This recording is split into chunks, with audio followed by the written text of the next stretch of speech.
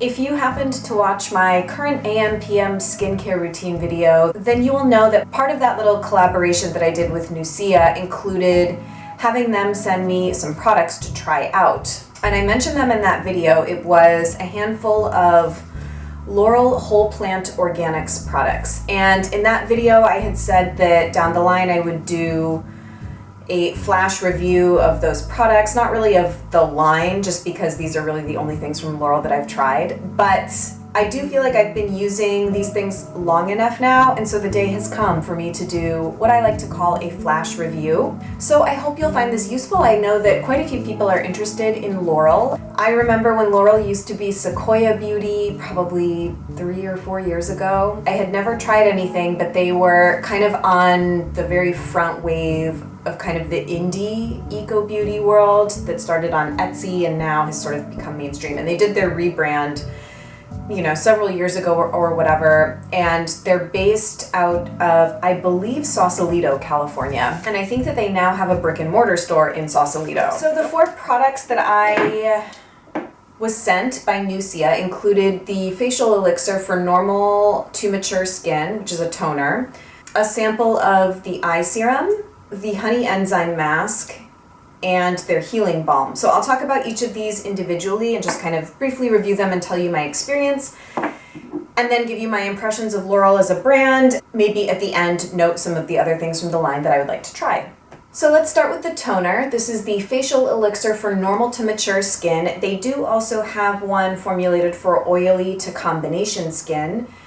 And the primary ingredients in this normal to dry skin one are rose geranium, and calendula. And then in the oily combination formulation, it's chamomile, orange blossom, and helichrysum.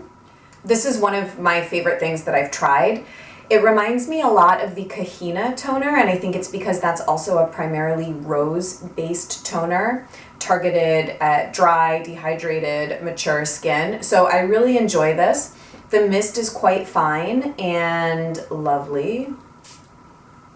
I don't know if that'll pick up on camera, but yeah, very, very nice. So I've really been enjoying this. Toners are one of those things where I don't notice any kind of massive difference in my skin from toner to toner, but it's very lovely and I do really enjoy it. So this product is 99% organic, and many of Laurel's products are 100% organic. So that's kind of something to keep in mind about all of the products in their range. So 99% organic, 20 beneficial active ingredients, and I enjoy it. Okay, so I'm pulling up the Laurel website so I can tell you prices on the full sizes. So their full size toners are $44, which I think is fine. It's a little more expensive than some other ones. For example, I know the Josh Rosebrook Hydrating Accelerator is, I think, $38. So slightly higher price point. Again, it is organic, so that's probably what you're paying for. And it is packed with quite a few ingredients, so it's not sort of a minimalist product, I guess. So second, let's talk about the eye serum. So this and the toner are my 2 favorite things of the 4 that I've tried. I do really enjoy this. They also have an eye balm, so I think that this one is supposed to be targeted for using in the morning, and the balm is supposed to be targeted for using in the evening, but I've been using this in the evening because I've been using my Kahina eye serum in the morning, and I find this to be more moisturizing than that one. So I've been enjoying it at night. It absorbs very quickly though, so I can see why they say it's fine to use during the day. This product is 100% organic. It's supposed to brighten and awaken the delicate under eye area, reduce puffiness, inflammation, and fine lines. And again, I wish that I could say, yes, I've seen like such amazing differences in my skin from like all the skincare products that I used, but it's just not the case. Skincare is sort of hard for me to review because it's mostly just like the experience of the product, I guess, and you know, talk to me, I guess, in like 30 years and we'll see how my face looks, I guess, and that'll be the ultimate review. But in the interim, I do really like this. However, the huge downside for me is the application. And I checked out the full size of this thinking that it probably comes in a roller ball, but it actually doesn't. It comes in a dropper bottle. So personally, I don't love that. If you're like clumsy or klutzy at all, I probably would not go for an eye serum in a dropper bottle just because I don't know, it doesn't lend itself nicely to like dropping on your finger and putting under your eye. I guess you could drop like directly under your eye and pat in, but I guess if you're going to have a liquid eye serum formulation, I think it's much better served in a roller ball like Découverte or Oculus. And if you have a more viscous formula, a pump, so that you can just pump onto one finger and then tackle both eyes at the same time, like so. So a full size of the eye serum is $68, it looks like, which I think is probably a fair price, I guess, given that it's organic and high quality ingredients and such. So I do like it. Not sure I would recommend it over other, over other liquid eye serums that come in a roller ball. Also the Aster and Bay one is another one I can think of that's a lower price point that comes in a roller ball. So if Laurel is watching or listening or soliciting feedback, you should probably put this in a roller ball. Okay, next let's talk about the Honey Enzyme Mask. I think the full name is actually Honey Berry Mask. So you're probably not going to be able to see it here. I'll try and do a close-up. So this actually is a very minimal ingredient list. So the only ingredients in here are honey, royal jelly, strawberry, blueberry, and then grapefruit essential oil. And this is 100% organic. And it's meant to brighten and even the skin tone, plump, hydrate, and restore. So I do know that strawberries and blueberries and grapefruit obviously are the ingredients that contribute to the brightening effect because of the particular chemical composition of those fruits. Honey and royal jelly are just supposed to be excellent humectants and really help your skin retain moisture. So this one is supposed to be for normal to mature skin, and they also have an exfoliating mask, the almond grain, for all skin types. Oh, they actually have a lot of masks. They also have a brighten mask, an antioxidant mask, a gentle mask, and a detox mask. So that's kind of amazing. Honestly, I don't love this.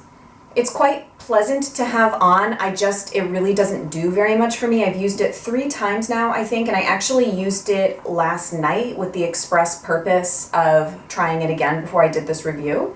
I find it helps to have your fingers moist, sort of, to help it spread a little bit more evenly. Just spread it around your face, leave it on for 10 to 15 minutes and rinse it off. It does sort of have slight exfoliating feeling particles in it, but it doesn't really exfoliate. I didn't really feel like my skin was particularly well moisturized after, but this could be because I do much better with exfoliating masks, and so perhaps this would be better used as a second mask. If I were to do an exfoliating mask like the Osmia Organics protein one and then do something like this, frankly, I just don't have time to do more than one mask in one go. So this is comparable, I think, to something like the Leilani Mermaid Mask, which I actually like slightly better. I think that it's a little bit more potent. This is just sort of very minimal, I guess, and it didn't do a ton for me, but like I said, it could be because of my existing skin condition needing to be exfoliated and would be better served as a hydrating mask after an exfoliating or a detox mask. So I don't really think that this is great as a standalone product, but maybe as part of a full mask routine. So it looks like full sizes of the masks all range in price. The Honey Berry Enzyme one, this one, a full size is $44, which is on the lower end. And then their Brighten mask looks like the most expensive one at $60. So they range from $44 to $60. So then lastly, let's talk about the Healing Balm, which is probably my least favorite thing of these 4. Of this quad of products that I got to try. So the Healing Balm is targeted for damaged or sensitive skin, with the main actives being shea, tamanu, and lavender. And then they also have a Transform Daily Balm, a Restore Nightly, an eye balm, and a lip treatment. As moisturizers, these are richer balm versions of their serums. They contain hand-pressed and nutrient-dense plant blends and can be used alone or layered on top of their serums. Just as a quick aside, the serums actually are what I think Laurel is best known for. They're facial serums, which I have not yet tried, so I can't speak to. But that's something I guess I probably would be interested in trying down the line. So this is 100% organic, and it's meant to treat sensitive skin, cuts and scrapes, any other skin irritation, soothe, heal, and calm. So the ingredients are great. They look very lovely. I won't list them all out for you because I think that's kind of boring when people do that in videos. So to me it smells like celery, which I know is sort of strange. It's not exactly the most pleasant scent. I don't know if you can see how much of it I used. So I did try using this on my face one night, really didn't enjoy it. I also feel very funny about shea butter. I'm just kind of weird. Someone told me once that shea butter is a very, very refined ingredient. And since then I've always kind of been hesitant to sort of overuse it, I guess, in my skincare. Not that I've ever had any adverse reactions or anything like that, but anyway. I also just prefer like the Mahalo balms that I'm using right now, or Blue Cocoon. I've used in the past and prefer as a balm. So a full size of the Healing Balm is $54, which is significantly cheaper than the Mahalo Indigo Balm or May Lindstrom Blue Cocoon, but their Restore Nightly Balm is $88. So this is sort of a little bit more multi-purpose, I guess. Like you could put it on anywhere as kind of to calm skin irritation, like a flare-up of psoriasis or eczema or something like that. And so for a little while I was using this kind of as a hand moisturizer at night. And then I figured I would just save the rest and take it home over the holidays to see if my mom or my sister would like to use it. So that's what I'm intending on doing. I really don't care for it. I just don't really like the scent. Those are the 4 things that I got to try from Laurel. What I will say about them as a brand is I do think that they're formulated with really high quality ingredients and a focus towards organic, which is something I've been thinking more about after lots and lots of conversations with different people about the Vintner's Daughter serum that came in the last Beauty Heroes video, because nothing in there is certified organic, but oftentimes getting an organic certification favors economy of scale in terms of producers. You still can get a really high quality, pesticide-free, organic, technically organic product from a non-certified organic producer. And I have lots of nuanced thoughts on all of that and whatever. But for those of you that really do care about organic ingredients, Laurel, I think, is a great brand to check out. They're also very targeted towards particular skin types, and it looks like they really work across the spectrum. Dry, mature, sensitive, combination, oily, acne prone. And like I said, I think that their kind of standout product is their face oil. And then their body oil is also meant to be really nice. I think it's called like the California body oil. So I'm really interested in that. So I'd be interested to try one of their face oils, perhaps the body oil, and then I still would love to try the eye balm because I like the concept of eye balms. I'm currently using a sample of the Suki Ultra Protect eye balm, I think it's called, and I really like that. And it is a much lower price point than Laurel. So I would say Laurel is across the spectrum. It's middle upper in terms of price point and kind of experience. It's not as high end as like May Lindstrom or Yuli, but it's not as affordable as brands like Evan Healy or Michelle. Those brands I see kind of more towards the middle, slightly more affordable. So I see Laurel as somewhere in between. So those are kind of my thoughts. Please do let me know if you have favorite product picks from Laurel. I would love to add them to my to-try list. And I think that's all I have for you today. So thank you guys so much for watching, and I'll see you really soon. Bye.